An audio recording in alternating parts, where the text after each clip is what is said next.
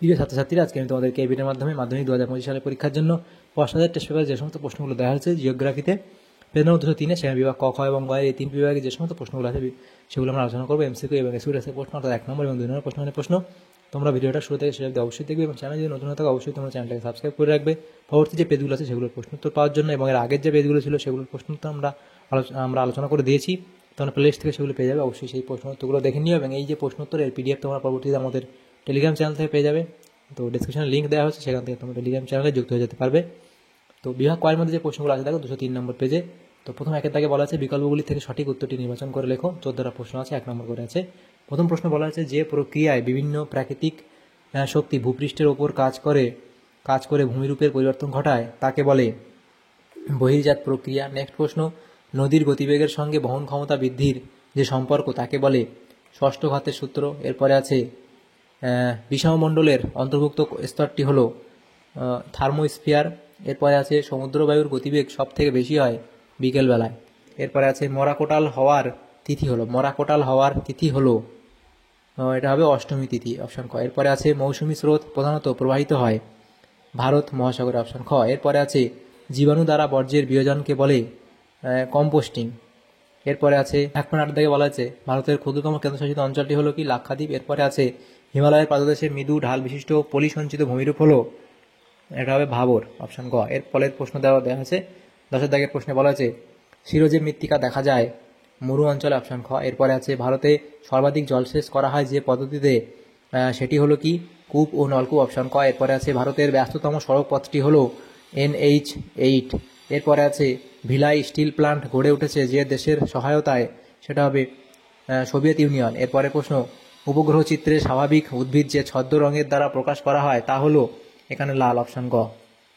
এরপরে যে প্রশ্নগুলো আছে দেখো সেগুলো কি বলা আছে, এমসিকিউ টাইপ প্রশ্ন 14টা হয়ে গেল। এরপরে আছে বিভাগ ক্ষয়ের মধ্যে প্রথমে শুদ্ধ নির্ণয় করো। প্রথম প্রশ্ন বলা হচ্ছে হুগলি নদীর মোহনায় 2000 সালে নিউ মুর দ্বীপটি সমুদ্রতল বৃদ্ধির কারণে অবলুপ্ত হয়, এটা এখানে তোমাদের ভুল বলা হয়েছে। নেক্সট যে প্রশ্ন আছে সেটা হলো কুয়াশা অধক্ষেপণ এর একটি রূপ নয়, এটা ঠিক বলা আছে। নেক্সট প্রশ্ন, হীরাকুদ নদী পরিকল্পনা গোদাবরী নদীর উপর অবস্থিত, এটা ভুল বলা হয়েছে। নেক্সট প্রশ্ন, জম্মু ও শ্রীনগরের মধ্যে সংযোগকারী গিরিপথের নাম জজিলা, এটাও এখানে ভুল বলা হয়েছে। এরপরের প্রশ্ন আছে মগ্নচড়া অঞ্চলে প্লাঙ্কটন জন্মানোর সম্ভাবনা বেশি, এটা ঠিক বলা হয়েছে।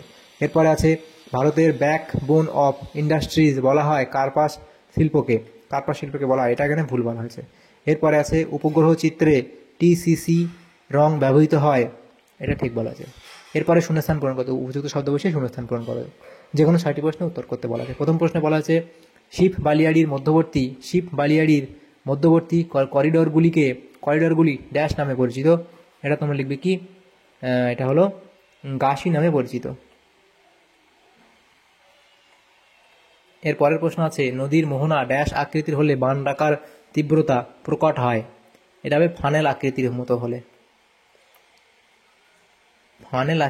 নেক্সট প্রশ্ন, নিকাশি নিষ্কাশন ড্যাশ বর্জ্য ব্যবস্থাপনার একটি পদ্ধতি, এটা হবে তরল বর্জ্য ব্যবস্থাপনার একটি পদ্ধতি। নেক্সট প্রশ্ন, বৈপরীত্য উষ্ণতা সৃষ্টিতে ড্যাশ বায়ু সাহায্য করে, এটা হবে কি ক্যাটাবেটিক বায়ু।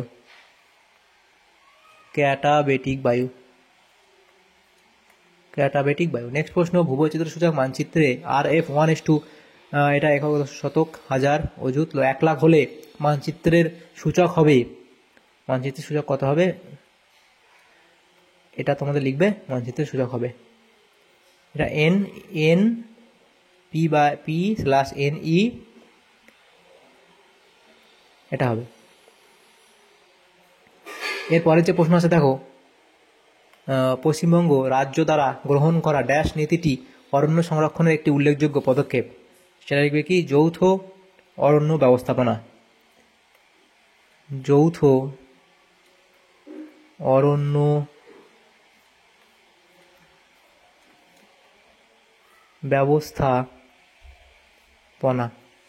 এরপরে আছে মানুষের মেধার উপর ভিত্তি করে যে শিল্পগুলি গড়ে ওঠে তার মধ্যে অন্যতম হলো তথ্য প্রযুক্তি শিল্প, তার মধ্যে কি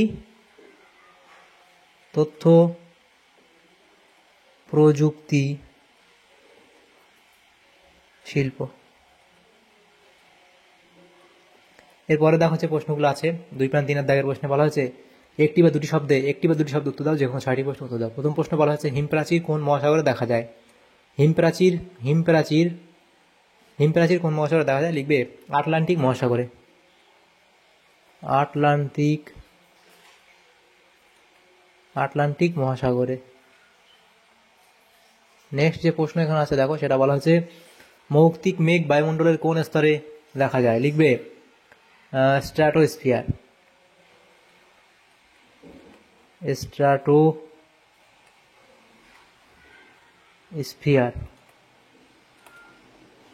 এরপরে আছে ফ্লাই অ্যাশ কি? লিখবে তাপবিদ্যুৎ কেন্দ্র থেকে কয়লা দহনের ফলে সৃষ্ট ছাই। তাপবিদ্যুৎ কেন্দ্র থেকে কয়লা দহনের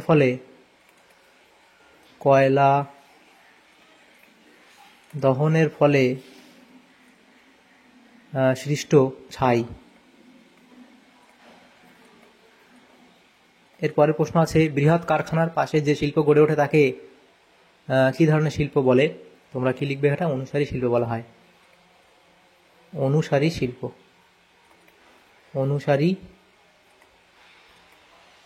শিল্প। এরপরে আছে ব্রহ্মপুত্র নদ ভারতে কি নামে প্রবেশ করেছে? লিখবে কি দিয়ং। কপিলধারা জলপ্রপাতটি কোন নদীর ওপর অবস্থিত? সেটা হবে নর্মদা নদী।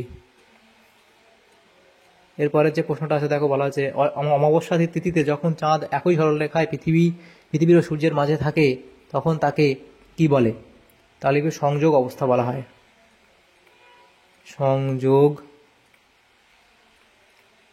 অবস্থা বলা হয়। নেক্সট প্রশ্ন ক্রান্তীয় পর্ণমোচী উদ্ভিদের একটি বৈশিষ্ট্য লেখো। লিখবে শীতকালে পাতা ঝরে যায়। শীতকালে পাতা ঝরে যায়। এরপরে বাম দিকের সঙ্গে ডান দিক মেলাও। প্রথম প্রশ্ন বলা আছে জেট বায়ু, এটা তোমরা কোথার সাথে মিলাবে? জেট বায়ু এটা হবে বর্ষি তরঙ্গ, এই রসবি তরঙ্গ। এরপরে এল নিনো, এটা তোমাদের হবে সমুদ্র জলের উষ্ণতা বৃদ্ধি। লোহিত মৃত্তিকা, এটা হবে কি কফি চাষ। আর পটজল মৃত্তিকা, সেটা লিখবে চা চাষ। এভাবে তোমরা এগুলো মিলিয়ে নেবে বাম দিক ডান দিক।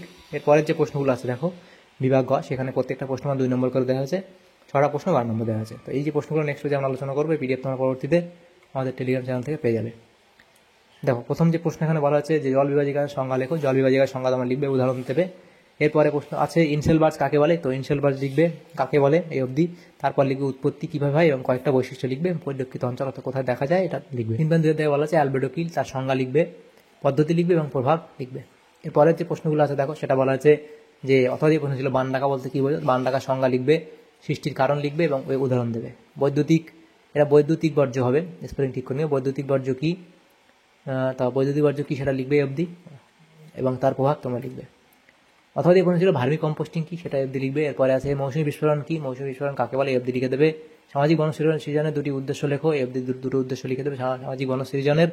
এরপরে দেখো যে প্রশ্ন আছে সেটা বলা আছে জীবিকা সত্তা ভিত্তিক কৃষি বলতে কি বোঝায় অবধি লিখবে। ভারী ইঞ্জিনিয়ারিং শিল্পের সংজ্ঞা দাও, তারপর সেন্সর কি তার উদাহরণ দেবে। আর মিলিয়ন শিল্প বলতে কী হয় সেটা তোমরা অবধি লিখবে, তাহলে তোমাদের এই প্রশ্ন তো হয়ে যাবে। তাহলে দেখো আমাদের এখানে যে প্রশ্নগুলো ছিল 203 নম্বর পেজে ভূগোলের বিভাগ ক, খ এবং গ এর মধ্যে, সেগুলো আমরা আলোচনা করলাম আজকে এই ভিডিওর মাধ্যমে।